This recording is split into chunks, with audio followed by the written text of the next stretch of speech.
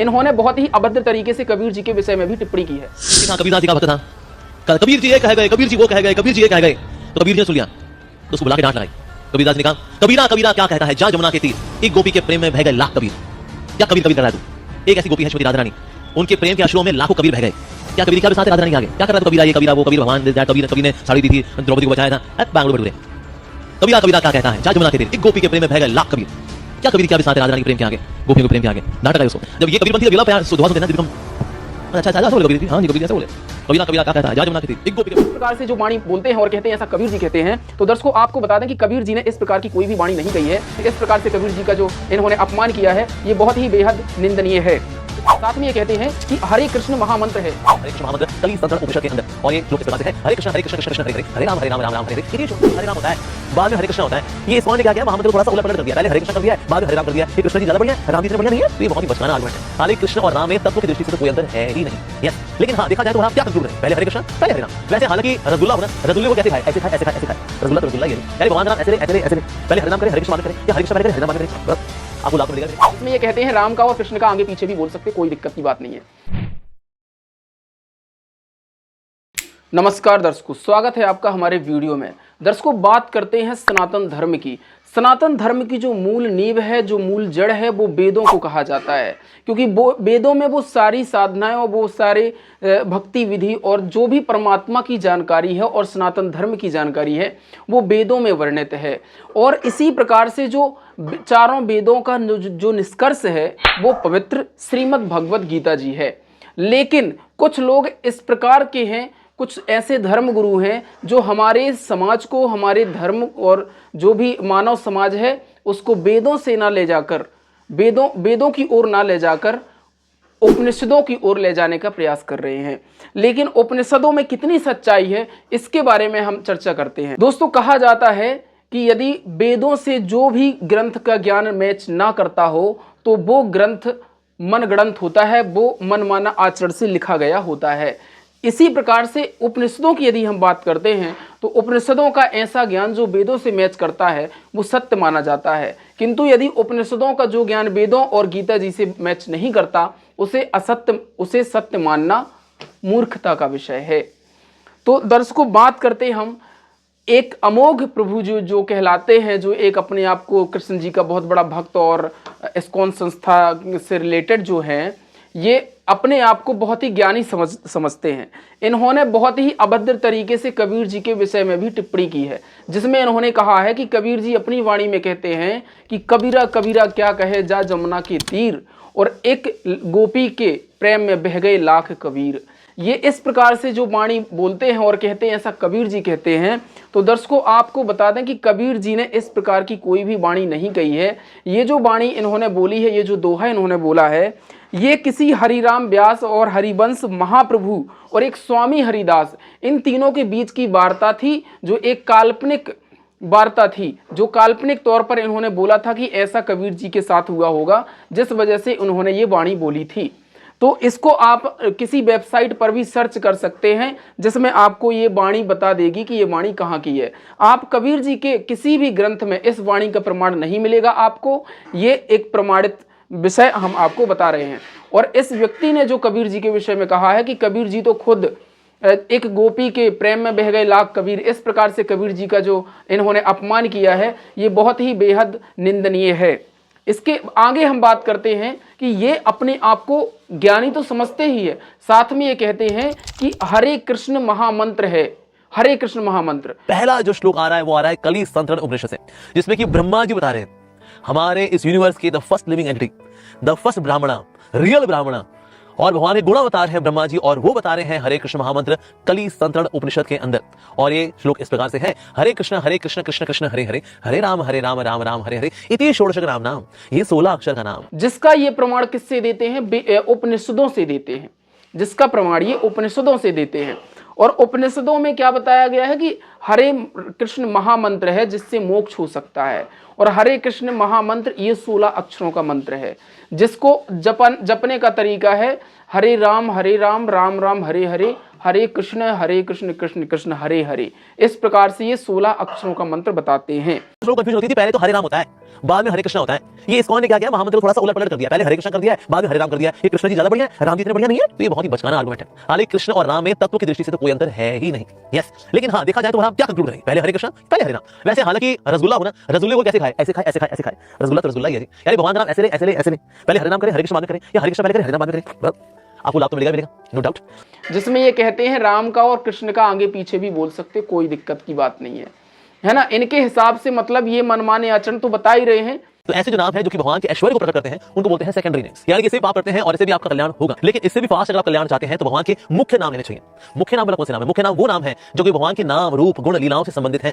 ऐसे नाम for example से कृष्ण जो सर्वाकर्षक है, कृष्ण, गोपीनाथ, श्याम सुंदर, यशोदानंदन, वृंदावन चंद्र, ऐसे जितने भी नाम है ये मुख्य नामों में आते हैं। और फिर इसके बाद ये व्यक्ति ये भी कहता है कि आप इसके अलावा भी ओम नमो भगवते वासुदेवाय या राधे राधे या कुछ भी जपते हो तो कोई दिक्कत नहीं है, उससे भी आपका मोक्ष हो जाएगा, लेकिन वास्तव में इसको जपने से ज्यादा जल्दी फायदा आपको मिलेगा। दर्शकों आपको बता दें, ये जो इसने प्रमाण दिया है ये उपनिषद से दिया है।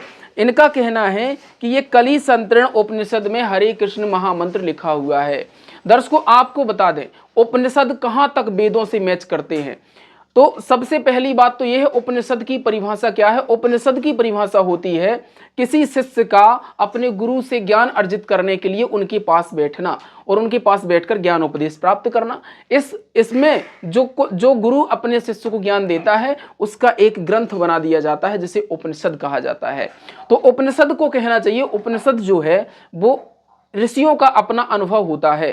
तो अनुभव में जो ऋषि जो भी साधना जिस प्रकार की भी करते हैं वो अपना अनुभव उसमें लिख देते हैं। कोई कृष्ण की और साधना करता है तो कृष्ण जी के बारे में अपना अनुभव लिख देता है, कोई विष्णु जी कोई शिव जी के बारे में लिख देता है। इस प्रकार से अलग अलग जो ऋषि हुए हैं, जो भी जिन्होंने भक्ति में भगवान को पाने का प्रयास किया है, अलग अलग साधनाएं की हैं, तो उन्होंने अपने हिसाब से अपना अनुभव ग्रंथों में लिखा हुआ है, जिससे ये निष्कर्ष निकलता है कि ऋषियों द्वारा लिखा गया अपना अनुभव जितना शास्त्र से मैच करता है, शास्त्र अर्थात वेदों से मैच करता है, वो तो सत्य है जो वेदों से मैच करता है, किंतु जो भी उनका वाक्य, जो भी स्टेटमेंट वेदों से मैच नहीं करता उसको उपनिषद में गलत लिखा गया है, उसको स्वीकार नहीं होना चाहिए। क्यों? क्योंकि उसका कोई भी प्रमाण वेदों में नहीं मिलता है। इसी प्रकार से ये जो व्यक्ति है अमोघ प्रभु जो कहलाते हैं, ये कहते हैं कि हरे राम जो महामंत्र है ये उपनिषद में लिखा है, लेकिन फैक्ट की बात आपको बता दें दोस्तों, ये जो हरे राम उपनिषद में लिखा हुआ है इसका वेदों में कोई भी प्रमाण नहीं है। वेदों में कहीं पर भी हरे कृष्ण महामंत्र का जाप नहीं कहा गया है, ना ही इसका कोई भी प्रमाण गीता जी में मिलता है, जो कि गीता जी स्वयं भगवान कृष्ण ने बोली है। यदि हरे कृष्ण महामंत्र होता 16 अक्षरों का तो गीता जी में भी भगवान कृष्ण ने अवश्य बताया होता अर्जुन को, क्योंकि भगवान कृष्ण तो चाहते ही थे कि हम अर्जुन का उद्धार करें। तो इस प्रकार से यदि उनका ये मंत्र होता तो भगवान कृष्ण जरूर बताते। अब आपको बताते हैं कि पवित्र गीता जी क्या कहती है, जो कि संत रामपाल जी महाराज जी ने बहुत ही अच्छे तरीके से बताया है। दर्शकों आपको बता दें, आज के समय में जो सच्ची भक्ति प्रदान कर रहे हैं वो केवल संत रामपाल जी महाराज हैं। ऐसा मैं इसलिए कह रहा हूं क्योंकि संत रामपाल जी महाराज जी ने ही चारों वेदों और पवित्र गीता जी से जो भक्ति वर्णित है वो समाज को प्रदान की है। लेकिन ये जो अन्य धर्मगुरु हैं इनका कोई भी ऐसा स्टेटमेंट, कोई भी ऐसा मंत्र नहीं है जो वेदों से और गीता जी से मैच करता हो। तो बात करते हैं हम गीता जी की। तो गीता जी में क्या बताया गया है, जो कि उपनिषद में जो कृष्ण मंत्र इन्होंने बताया है उसका कहीं भी उल्लेख गीता जी में नहीं है, जबकि भगवान कृष्ण गीता जी में स्वयं कह रहे हैं अध्याय 8 के श्लोक 13 में, जो कि संत रामपाल जी महाराज जी ने भक्त समाज के सामने रूबरू किया है, गीता जी में बताया कि देखो गीता जी क्या कह रही है। तो अध्याय 8 का जो मंत्र 13 है, श्लोक 13 है, वो कहता है ओम इति एकाक्षरम ब्रह्म व्यवहारम माम अनुस्मरण। मतलब कृष्ण जी कह रहे हैं, अर्थात गीता ज्ञानदाता कह रहे हैं कि मेरी भक्ति का सिर्फ एक अक्षर है जिसे ओम कहा जाता है। जबकि ये अपने हिसाब से क्या बता रहे हैं ये आप देख ही रहे हैं, उपनिषद का प्रमाण दे रहे हैं। उपनिषद का ये नॉलेज बिल्कुल भी वेदों से और गीता जी से मैच नहीं करता है। और इसमें भी आपको खास बात बताएं तो जो अलग अलग उपनिषद हैं, क्योंकि बहुत प्रकार के उपनिषद हैं, तो जो अलग अलग उपनिषद हैं उनमें अलग अलग प्रकार का ज्ञान दिया है। यदि उपनिषद इतने ही सत्य होते तो उनमें सब में एक जैसा ज्ञान होता, क्योंकि जब भगवान एक है तो उसकी भक्ति विधि भी एक ही प्रकार की होती है। इसका मैं उदाहरण आपको बता सकता हूं, जैसे मंडूक उपनिषद है, जिसमें किस मंत्र का वर्णन किया गया है, उसमें सीधे सीधे लिखा हुआ है कि ओम मंत्र ही सब कुछ है। जो कुछ भी है परब्रह्म के लिए ओम मंत्र का जाप ही इंपॉर्टेंट है, इसके अलावा कुछ भी नहीं है। और जबकि आप कली संतरण उपनिषद देखें तो इसमें ये खुद ही बता रहे हैं कि हरे कृष्ण महामंत्र का जाप करने से ही मोक्ष हो सकता है। तो आप खुद विचार कीजिए, क्या उपनिषदों का जब ज्ञान मैच नहीं कर रहा है आपस में ही, तो उपनिषद कितने सत्य माने जा सकते हैं?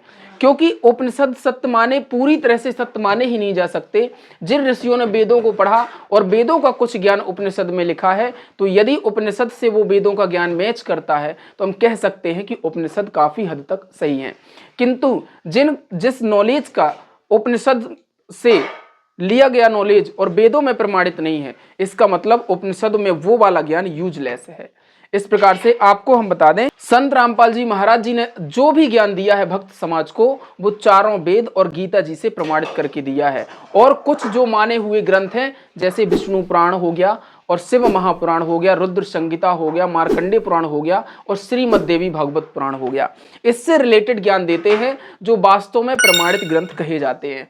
तो दर्शकों, आपसे प्रार्थना है कि इस प्रकार के जो लोग अपने हिसाब से, अपनी इच्छा से, मनमानी तरीके से कोई भी मंत्र आपको बताते हैं, इसके विषय में संत रामपाल जी महाराज जी ने बताया है कि गीता जी में कहा गया है, जो शास्त्र विधि को त्याग के मनमाना आचरण करते हैं उनको ना तो गति प्राप्त होती है, ना उनका मोक्ष होता है।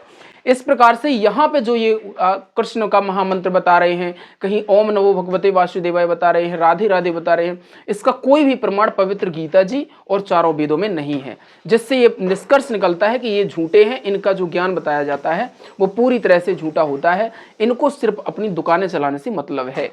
दर्शकों, आपको यदि सत्य ज्ञान प्राप्त करना है तो आप संत रामपाल जी महाराज जी के वीडियो अवश्य देखें। जो यूट्यूब चैनल है उसको ज्वाइन करें संत रामपाल जी महाराज जी का। और संत रामपाल जी महाराज जी की बहुत सारी पुस्तकें हैं, जैसे ज्ञान गंगा हो गई और जीने की राय हो गई। इसमें जो भी ज्ञान लिखा है वो चारों वेद और गीता जी से प्रमाणित करके लिखा गया है। इसको आप प्राप्त करके संत रामपाल जी महाराज जी के ज्ञान को समझकर और सत्य साधना कर सकते हैं। धन्यवाद।